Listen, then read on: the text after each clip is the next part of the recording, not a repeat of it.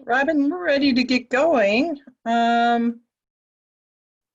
You want to go ahead and start the recording?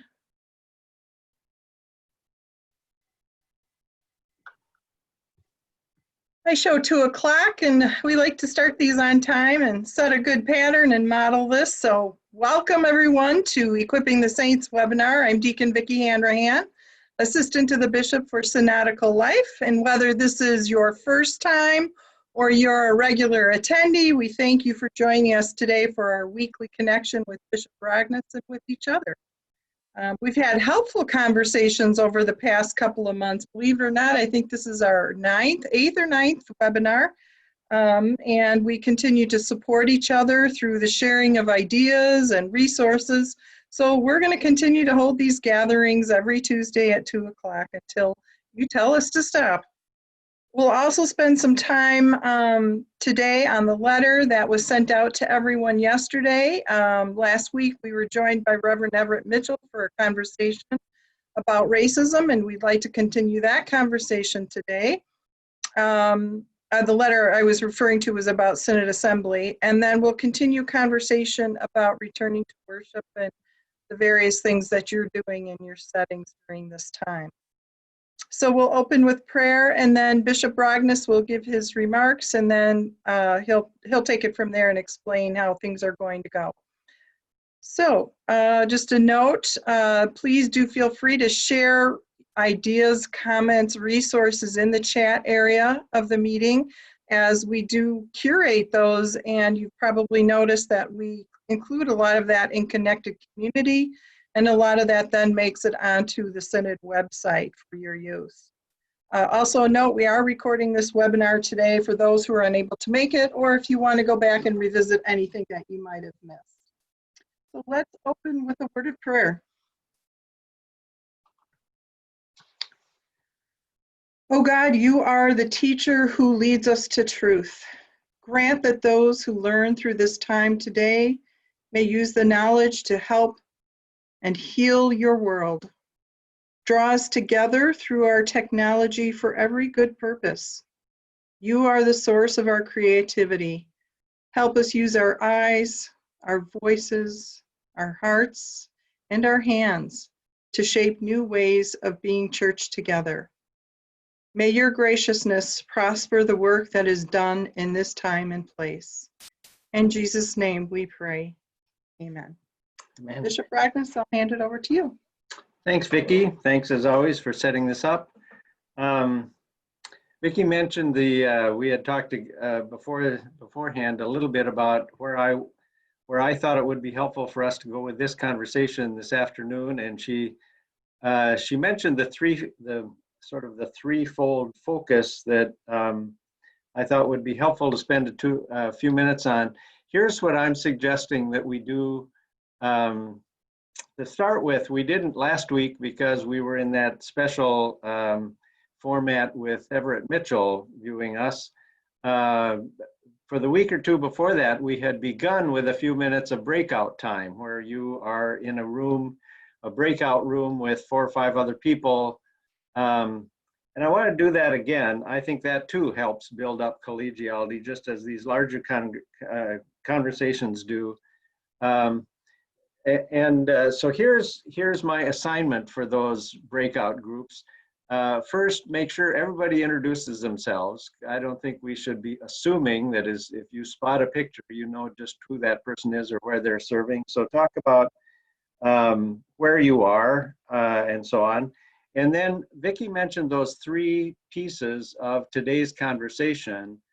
And I'm suggesting that in the breakup, you aren't all going to be able to, all 4 of you, talk about each one of the 3 in 6 or 7 minutes. That's not going to happen. So I'll repeat what they are. And in your breakout groups, if one of those triggers an observation that you've been thinking about, share it with one another. And it may be different topics for different ones of you there.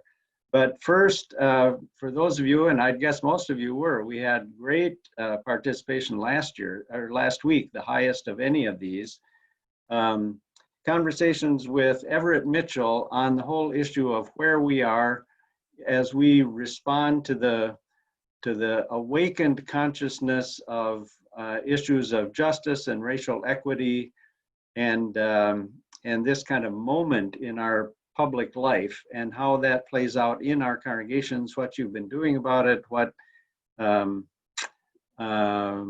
reactions you've seen within your congregation or heard. So that's one score. Second piece is this letter that went out yesterday to all of the rostered leaders on the assembly, the executive committee's decision to change the assembly plan. And I can say a bit more about that when we get back into the large group. But if you have thoughts about the positive or negative impact of that decision, or anything that has come to mind as you read that. Or the third thing is the topic that's 2 months ago we started these things on, and that was, how are you thinking about regathering your people? What's going on in each congregation? Just a chance for you to share with one another and think together about how to do that. And of course, that now has, that's not the same topic as for the last 2 months. This continues to unfold with new wrinkles. Dane County certainly enlivened our conversation over the past week. So, and that's had impact not only for us as Synod Assembly, but I know already from talking with a few of you, congregationally as well, has caused you to begin to rethink what you were planning to do. So those are the three things we'll spend some minutes on together over the next hour. But let's start with going to breakout groups, introduce yourselves, and respond to one of those matters or anything else that seeing one another on the screen triggers for you. So, all the time. As conversation rolls along here, feel free to enter comments or other questions into the chat room, and we'll keep an eye on that so that you aren't trying to somehow break in over over 40 other people at the same time. It's also a little less intimidating to write something in a chat than to burst into the conversation. So I'm gonna sort of govern the time a bit here so we can spend between 10, 15 minutes on each of these three topics of conversation. Last week we were entirely on with Everett Mitchell, and I thought it would be very helpful to me for a couple of avenues of feedback. One is any responses that you had, helpful, could have been better, whatever, or this is what has come about as a result of that. It would also be helpful for me to hear a little bit about whether that was the first time that our conversation hasn't been simply our conversation here. We invited somebody else in to be a part of that. Is that a good thing? Is that something that periodically, if it seems timely and resource person sounds right, we could do again? Or, and of course, we do a variety of other sorts of webinars along the way. At the end of this session, Vicky's going to talk a little bit about stewardship-related webinar that's coming. So other webinars can happen in other venues, but in this general Synod one, is that a good model?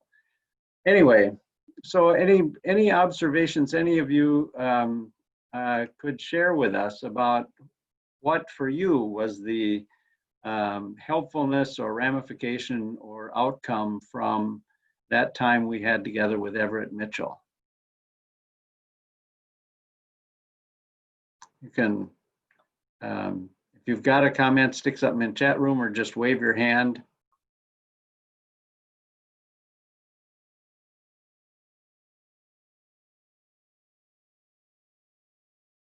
Inviting Everett Mitchell was the very essence of equipping the saints. Somebody. Fred is asking about where you find a recording of last week's conversation. Vicky or Robin, can you explain how to get that? Sure. Every week in Connected Community, we include the link to the previous webinar, and it's under the resources, health resources page of the Synod website. And it just ended up there because these were the webinars that we started when the pandemic started, so it felt like it was pandemic related, even though we've morphed into other helpful topics, but that's where they are. So you go to the Synod website and go under resources and then go under coronavirus. Sorry, correction there. If you go under resources, there's a separate page now. Oh, And that's Sorry, because Vicky, you didn't see that email. Sorry. and that's because the website is being redesigned virtually as we speak. So thanks to Jason for that. And Jason did put the link in the chat room if others of you wanted it. thank you, Jason.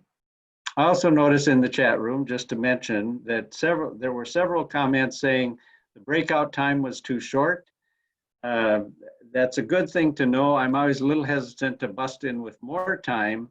So we take that, you probably didn't notice this, but the first time we did it was 6 minutes. This time it was 7 minutes. So we, as long as it's good, we'll edge it up, keep edging it up until finally they say too much time in a breakout. So thanks for that feedback. And Jason also mentioned that as follow-up to Everett Mitchell, there's an awful lot of information from our racial equity team that's on the website as well. Other comments, responses to what you thought might have been helpful? What are there things that could have been more helpful? Or were there things that you have conversations that you've had in your congregation in the last week or so that might be helpful?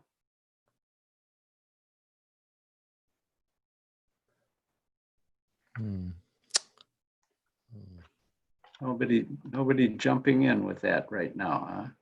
It's hard because our congregations aren't around that much. Yeah, that's true. There's a lot of we're into July, downtime even in regular times. Right. We're going to do Dick Inglet from Elkhorn. We're going to do round 2 of Racism 101 for our group, and that'll be next Wednesday night. So I found him very helpful. The thing that I'm excited about is how much learning I'm able to do and discover about myself, things I've never thought about, and I'm just really learning a lot. And I'm getting excited and refreshed from Mitchell and other people that I'm hoping that as I'm getting excited about learning and wanting to learn other people, I'm hoping that's where my people are at.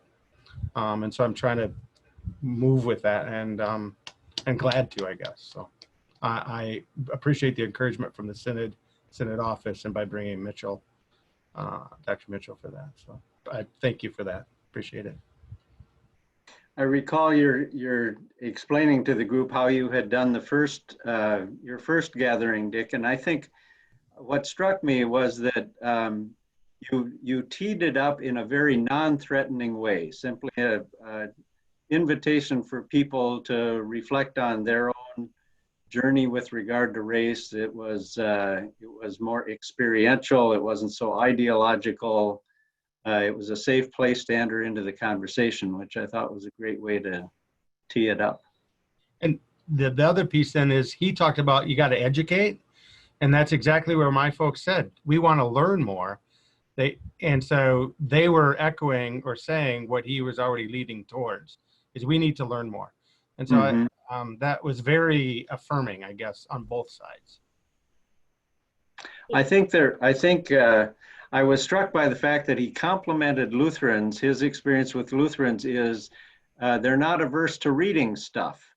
So your notion that people are open to reading and learning some things. There's a couple of comments in the chat room about book studies.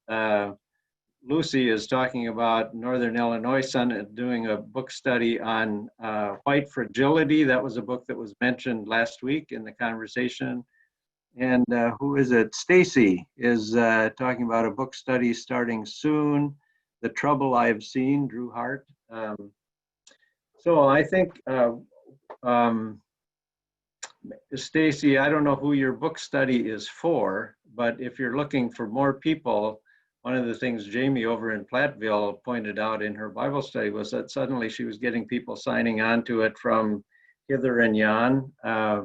If you're interested in folks that might want to participate in your book study, why post that too, and post that a link.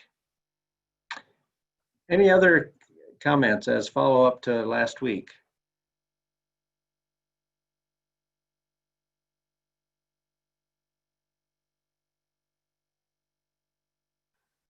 Okay, well, let's. Peter, I think it was very valuable in your introduction that you made the specific point of saying that it's the job of white people to educate ourselves. I want to give us very brief an analogy. When the women's movement in the 1970s had my heart on fire because I grew up during the Mad Men era, and the oppression of the rigors that women were subjected to and the unfairnesses were just normal. I mean, that's just what you had to do, including all the garments you had to wear and all that stuff. When some of the scales started falling from my eyes and we were in consciousness raising groups and reading, if I were to approach a male friend, it was excruciatingly clear that I had to reassure him that I wasn't talking about him, that he, of course, was not sexist. It was all those other people, including the whole society, but he, in fact, was immune from what I was saying. I had to take care of him. And I would so like not to have to put our Black brothers and sisters in that same position. We need to do our own self-education so that we're not asking them, A, to take care of us emotionally, and B, to teach us what we should be able to learn in large measure from all the good material that's out there. Sorry to go on so long. No, I think that's a great point. I'm glad you caught it, that I was teeing it up that way, because I think there has been that tendency in the past to say, well, let's talk about race, so therefore let's get somebody of a different color in here. When in fact, we who are white are a part of the dominant culture, and that's what sets the tone for the whole culture. And so if there's something wrong in the culture, we've got to go to work on it. Our other impulse along that line is to think that we should invite Black people to our congregations, when in fact the much more remarkable thing, or even the much more courteous thing, would be for us to be visitors at Black congregations and experience a little bit of what it's like to be the only person, or the only of maybe 10 people. I was a student in Washington, D.C., and was often in the 60s and often the only white person on the buses as I was going to the Library of Congress to do my schoolwork and research. And it was an incredibly enlightening experience, even though I grew up in New York City. So there's nothing like the actual experience of being a minority, even if it's just for a bus ride. Yeah. Thanks. Two comments. I love what Eric Bakken just posted. So Eric, I want you to talk about that, because I think that's a model, whether it's Bible study, book study, whatever it is, it's a great model for council meetings. So think just a moment about what you want to say. I also want to highlight what Sarah Iverson put in, saying if you want something to start discussion, Sarah was not even on this earth, I'm sure, when this was filmed, but A Time for Burning is an interesting story about a Lutheran congregation back in 67, I think, 68. Pastor Youngdahl in Omaha suggested, let's have some cross-racial dialogues, and ended up leaving his congregation. It's still a good documentary 50 years later. Eric, talk a little bit about what you posted, what you're going to do with your council.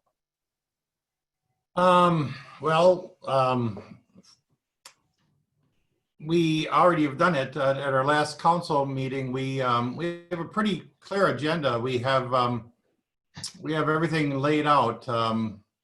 What's going to happen, who's leading it, what's the topic, what's the outcome, and most things are 5 or 10 minutes. Occasionally we allow 15 minutes. Most things we push off to committees, So we're not dealing with things we shouldn't be dealing with as a council, but they decided to set aside 30 minutes just to talk about systemic racism and how that topic has impacted our congregation, how our congregation has impacted that topic, how we're a part of that narrative. And it was just a really good starting point. We How's it look, Matt?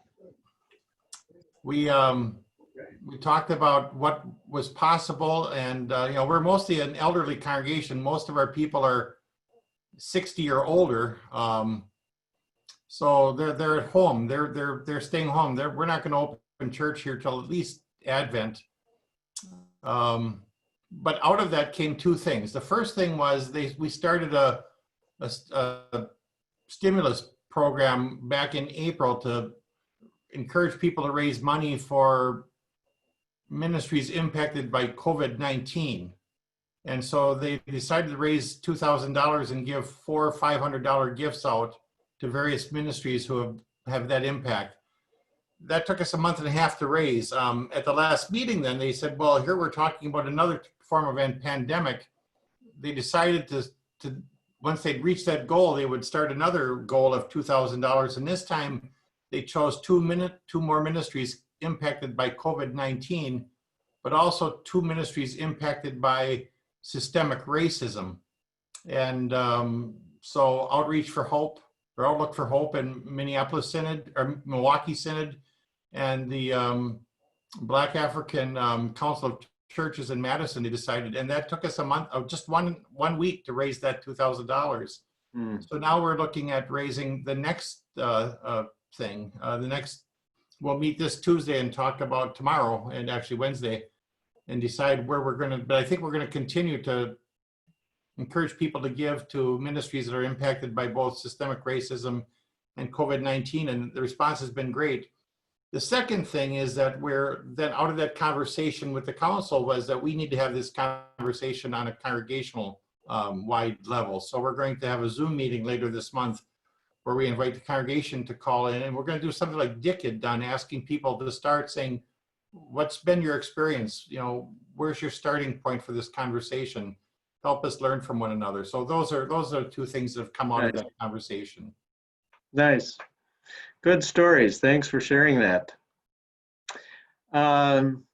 Let's pivot to the next conversation. Let me talk a little bit about what was behind the conversation at the executive committee meeting on Monday that resulted in our decision to change both the date and the style of the Synod Assembly. Back on early, even before we canceled the June 20th, in canceling that plan, by that time the state of Wisconsin had laid out its Badger bounce back with its phased in, and we projected ahead and said, well, when it gets to phase 2, we can gather in groups of 50. So let's plan for a Synod Assembly on that model. So that's where we've been since then. And then in the last couple of weeks, a couple things happened. One was as we began to line up sites, and frankly, Vicki has them all lined up and ready to go. This Sunday, we were to do the dry run, the actual go live with all of these sites and make sure it all works. So we've been that far ahead in the planning. But we began to hear, and I should say, registration was really coming along pretty nicely. We had 200, at the time we met, we had 230, 40 some registered, not too different from previous years, actually. So that was coming along. But at the same time, we were hearing, even from some of the sites, some nervousness about having 50 people come together, because they weren't even as a congregation at that point yet, or saw themselves at that point. And increasingly, we were hearing both from pastors and from lay people reticence about spending what could be 8 hours of time in an enclosed place. Granted, we'd be spread out and it'd be a big sanctuary, but still that's an enclosed place, and more caution was being sounded about what that might mean for an extended period of time. So when the Synod Council met on June 27th, the council said to the executive committee, we're going to give to you the responsibility of, as this time gets closer, assessing whether to go ahead with this August 1 thing or to switch gears to something else. And the other thing they said was, adjust the agenda so we get an election done and get people out of there as fast as we can. So we went back to the agenda and switched it around as a way to just motor through as quickly as we could, but it was still going to be several hours of people in a given place. And then as we were hearing these people being nervous, then of course Dane County entered the conversation and said, given the rapidly rising numbers of positive tests, we're now rolling back out of phase 2 and back into a model that essentially said no more than 10 in any given place. Houses of worship technically were okay, worship experiences. And somebody said, well, can't we just count this as a worship experience? And I said, well, not unless your frame of reference is Africa and your worship experiences go on for 4 hours. But in our case, I don't think we can do that. So anyway, so the executive committee put all of this together, and given the fact that it was clear now that that idea of phase 1 and then phase 2 and then we move into phase 3, that wasn't reality, that this thing was going unpredictably back and forth, that the wisest course of action was to simply say, we're going to do this as an entirely remote assembly. And because that hadn't been the mode we were planning for, we needed to give ourselves more time to make sure we could put the pieces in place to have that happen.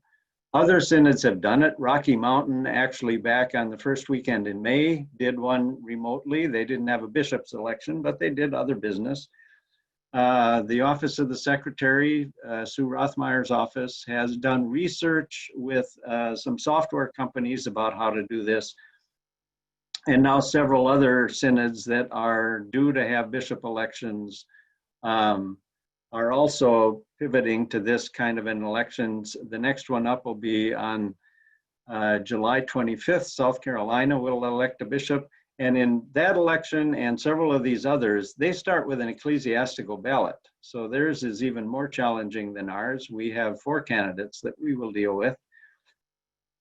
So anyway, I think to put some stability into our planning, to not be at the mercy of whether the numbers are going up or down, whether people are nervous about coming together or not, it's simply seemed prudent to say, we're going to go entirely remote and we're going to go with that previously announced alternate date of August 29. So we have enough time to plan. We will put things in order. We'll still get done what we need to get done, and we're pretty confident at this point that this is going to happen in this way at that time. And then we decided we would just announce it and be done with the what if. So that's sort of the backstory of how all that came to be. Any questions, observations, concerns that you might have?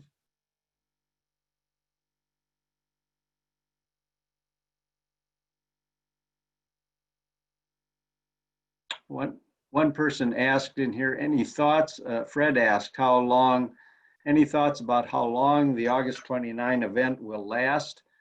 I'm guessing it'll go into the early afternoon, but it won't go, I would guess it will not be going till the 4 or 4:30 that we had initially thought it would. And we haven't even, I guess my own thinking is that the pressure to do this rapidly that the Synod Council voiced on June 27th, the pressure in a sense is off, because you aren't asking people to stay in an enclosed space with a number of other people for a period of time. Everybody will be in their own space.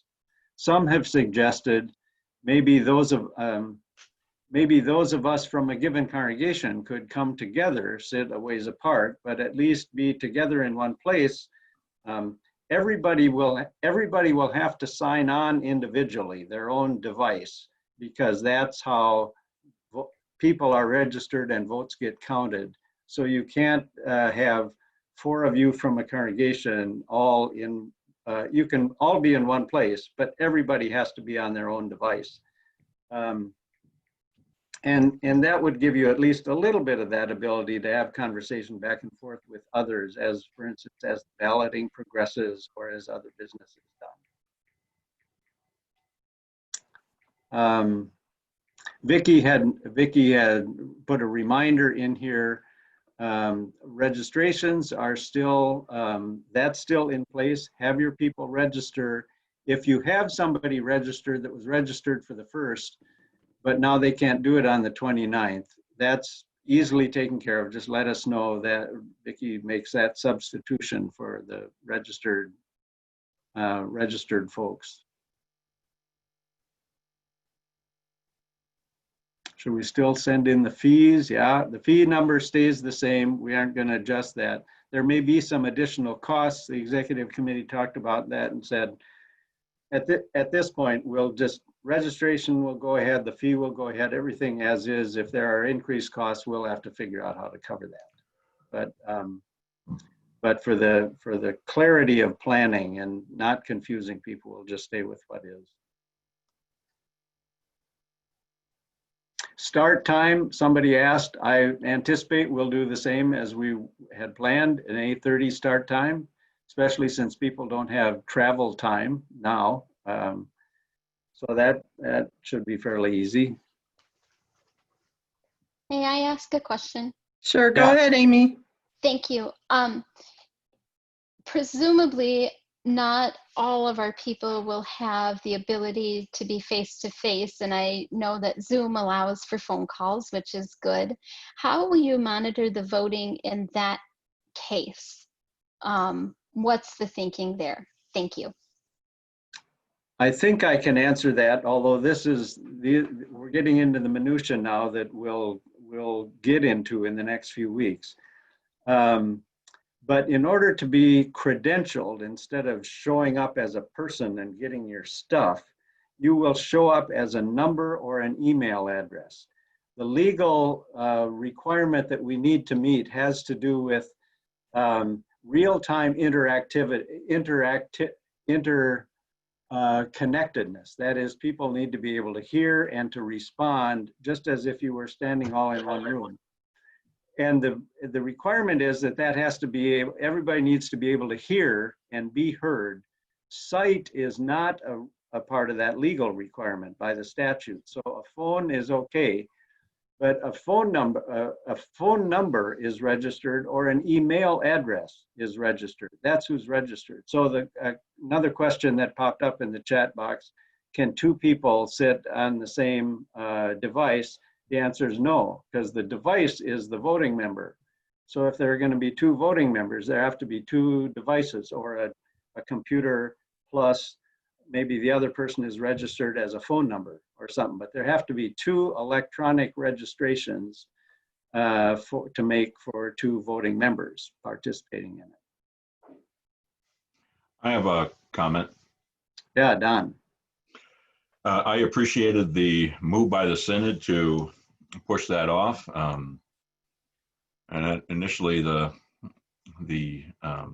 posture by Dane County to go back to phase 1 or whatever phase it is, less than 10 people, prompted me to make the very unpopular decision in our congregation that any in-person worship requires everyone to wear a mask.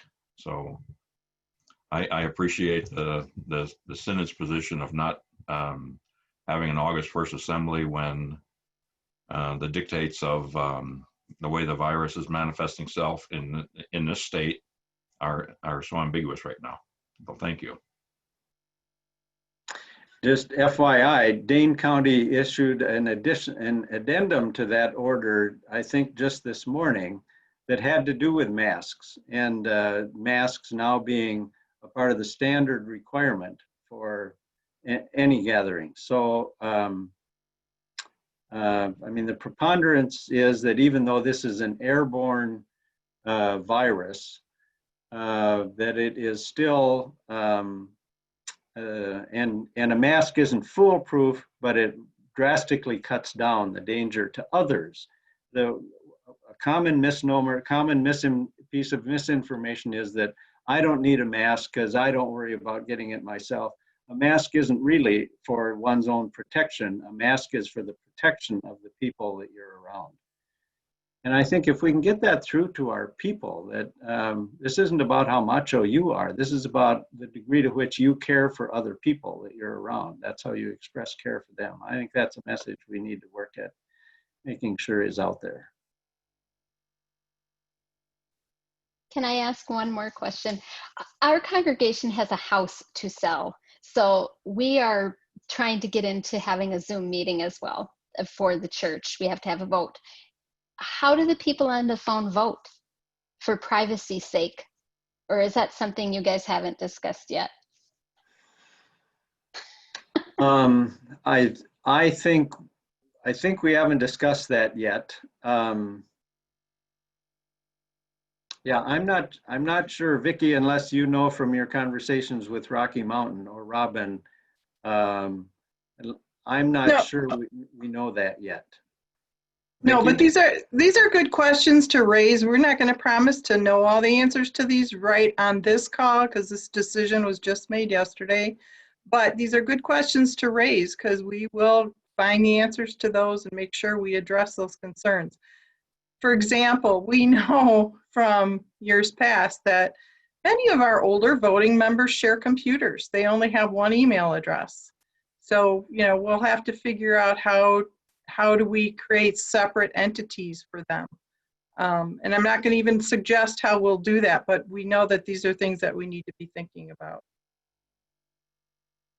There is, in one of the bishops' meeting, the comment was made that it is possible to think that you are losing a degree of privacy by doing it this way, because a vote has to come in from an authenticated source, rather than a slip of paper that gets tossed into a big basket full of slips of paper and nobody knows who wrote it. In this case, it has to come from a registered device. There are ways, I'm sure there are ways, this falls into Vicki's category of we'll find this out and be clear about this. There are ways to say, yeah, but nobody's going to track which vote your device registered. Unless the Russians are really good at hacking and are interested in church elections, but I doubt that that's a worry. Anything else? Any other questions about, as Vicki said, we may not know the answer to these, but it's very helpful to hear what questions are coming up.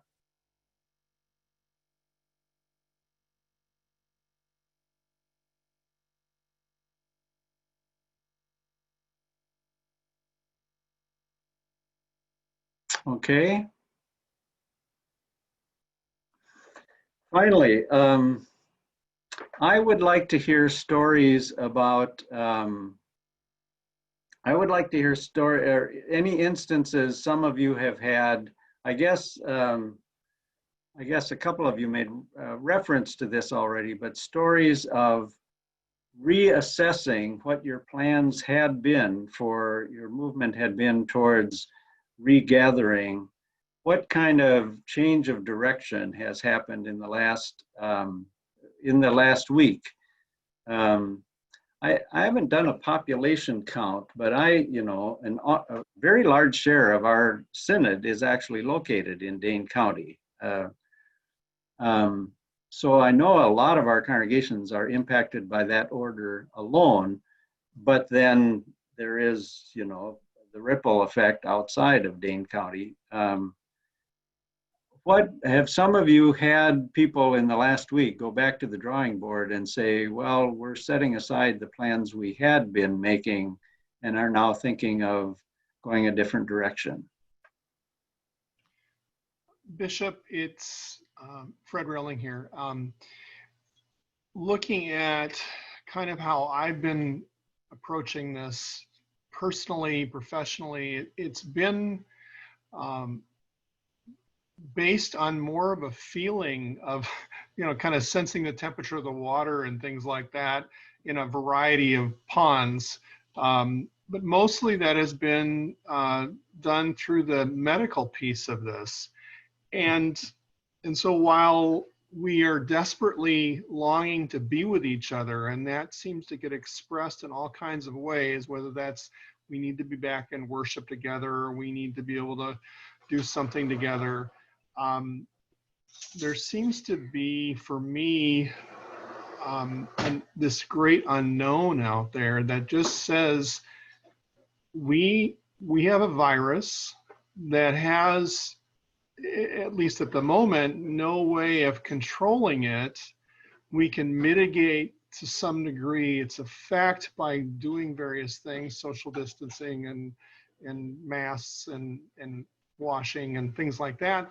But there's really no guarantee that's going to stop anything. And so it seems like on the one hand, our decisions are made, or at least in my mind, our decisions are being made based on what seems to be the local environmental setting. That, well, there's nothing going on in Sauk County, so we could probably meet safely, more so than Dane County.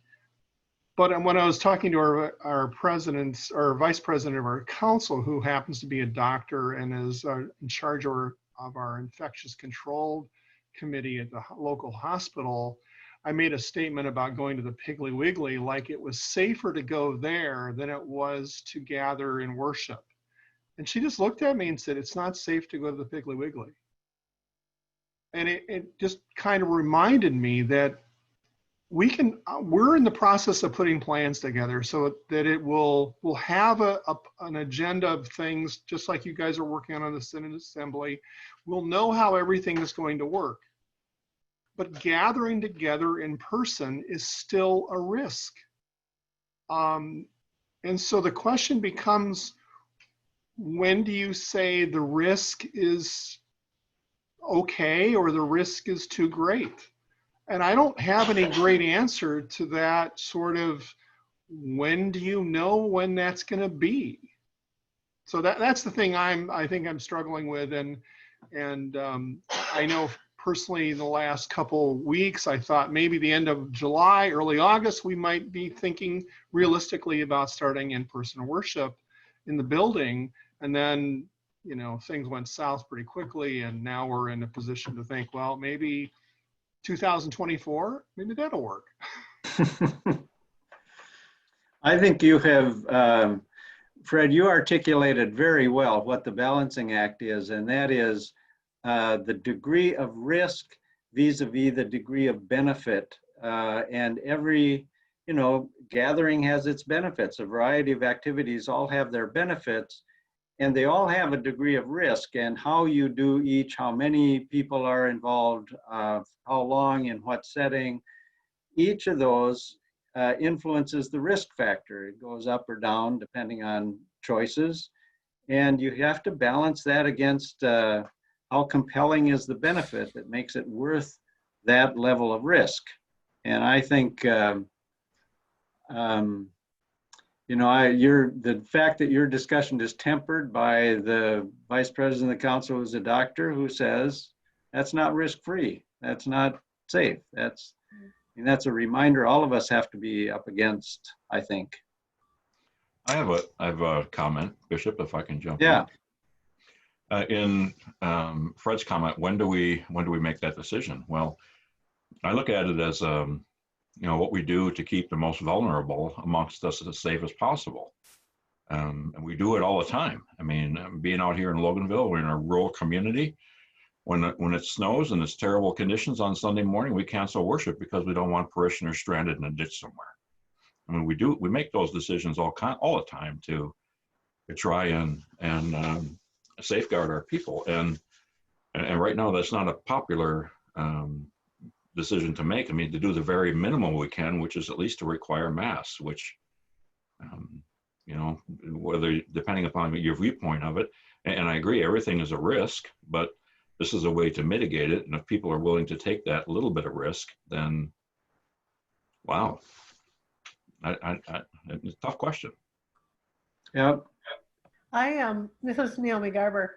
I saw a chart, I think it was last week, that had bubbles from going from bright yellow, something that was really safe, to kind of this deep purple, maroon, burgundy color.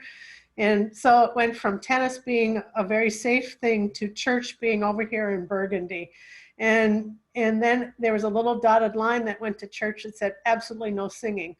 And so I'm going to bring that chart to our council next week and say, okay, where on this spectrum do we want to be as a people of God? And yeah, we want to get inside, but if we do come inside, it's going to be very different. We aren't going to be singing. We aren't going to be sitting in our favorite pew next to our favorite friend. It's going to be very different if we do this, if we even can do this. So I think it's just painting that picture of what is safe and what is not. And like you say, Don, we make decisions about what we do based upon what is safe for the most people. And sometimes that means we just don't have church. And right now that's going from a really, I mean, it is looking a long time into the future. It certainly is. I can't visualize what that looks like actually right now. And the benefit of this, what we've been doing with the Zoom worship and stuff is in the wintertime, if we are back to in-person worship, we never have to cancel worship again. We can have church on Zoom and everybody can stay safe, right? Amen. Can I share briefly? This is Lucy from St. Paul. Go ahead, Lucy.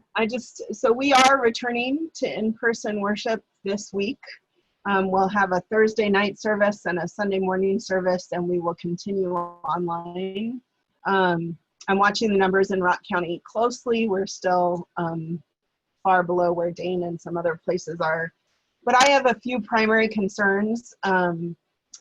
Probably about a third of my council are really uncomfortable with going back to in-person worship, and I think they agreed because they felt talked over. And they didn't have the courage to speak up. I got messages later rather than them speaking up in the conversation, which is frustrating to me, but is an indication of the degree of power and persuasion that people feel they have or don't have. So, and it is definitely our older population that is pushing hard to come back. Some of them because they just don't feel comfortable with the technology. And I know they are the people who will have the hardest time abiding by our precautions. We're going to ask that masks are required. We're going to mark off pews where people can and can't sit. There will be no singing, no communion for the time being. My other anxiety is I got my first, the letter went in the newsletter. Here's the precautions we're taking. And it started with the CDC recommends that if you fit any of these categories, you stay home. And I had a gentleman in his 80s come into the church yesterday to tell me in person, without a mask, that that they would be going elsewhere because the newsletter told them they weren't welcome. He interpreted that as a "you're not welcome," and ironically, I think as we go back, I'm going to get more criticism than we've gotten so far. But you know, all to say, it's just a mess, and it feels we're wading into this in such a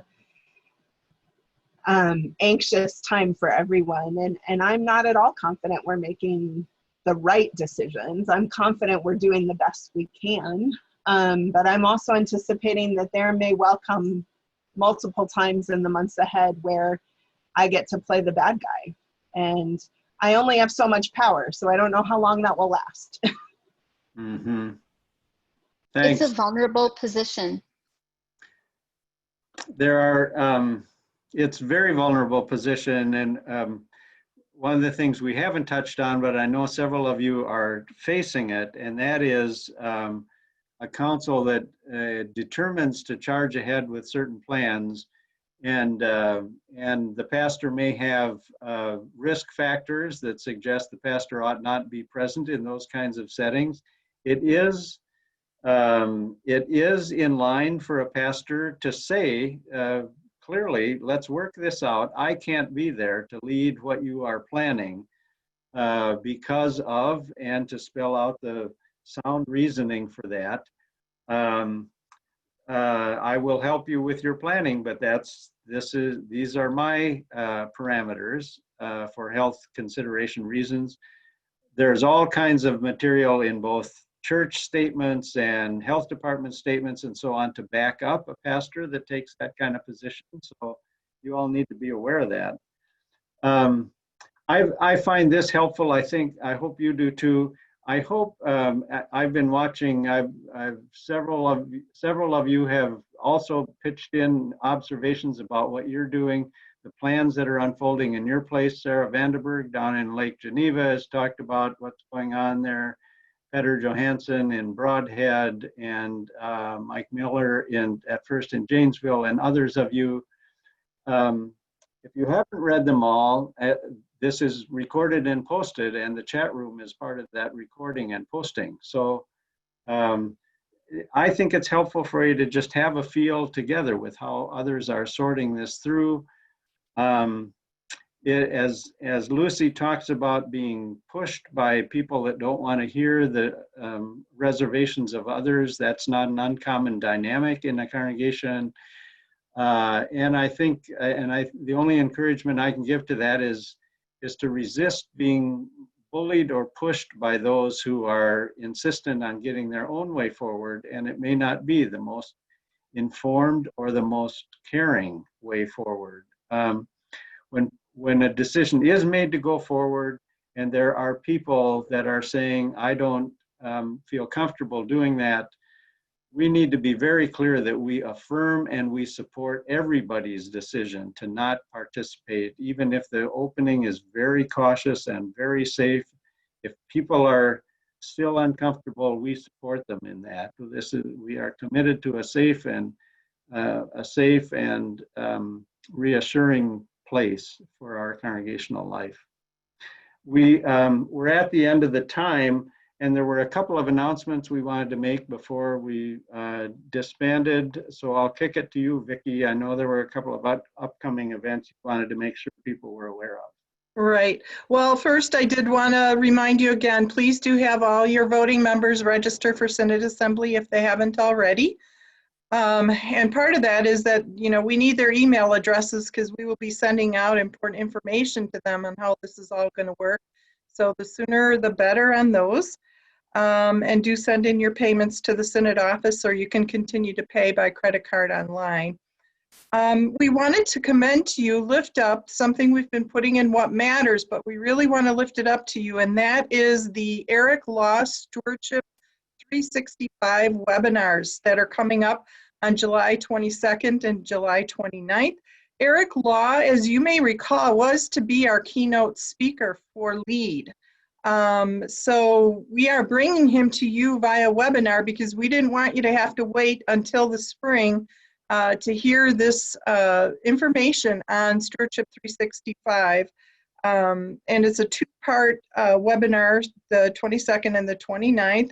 And it's an excellent opportunity to learn about whole life stewardship. That's where the obviously 365 days a year approach to stewardship comes in. So these are 2 free sessions, although you can give a free will offering to offset the cost for Eric. And it is an affordable tuition. So these 2 webinars are an introduction to the whole program, if you will. So there's a $300 tuition or $1,000 per congregation if you want to sign on for the whole program. And we are so confident about this that we think it will cost you so much more if you don't take advantage of participating in this webinar series. So really commend that to you. Think about it. And it's a webinar, so there's no need to travel. It's very easy for you to participate in this learning.